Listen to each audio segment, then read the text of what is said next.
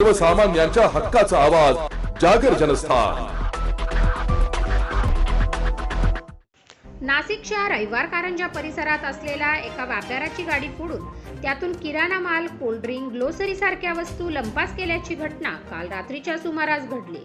दरम्यान या संपूर्ण चोरीची घटना सीसीटीव्ही कॅमेऱ्यात कैद झाली असून याचा व्हिडिओ सध्या सोशल मीडियावर व्हायरल होत आहे। या सीसीटीव्ही कॅमेऱ्यात चोरी करणारे 4 जण देखील कैद झाले आहेत।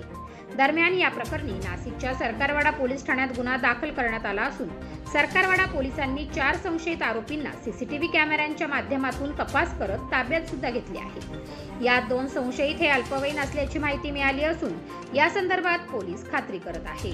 दरम्यान हा व्हिडिओ व्हायरल होत असताना ही कोयता गँग असल्याची चर्चा सुरू झाली होती। मात्र पोलिसांकडून कुठल्याही प्रकारची कोयता गँग नसल्याची माहिती देण्यात आली आहे। जागर जनस्थानसाठी भूषण जैन,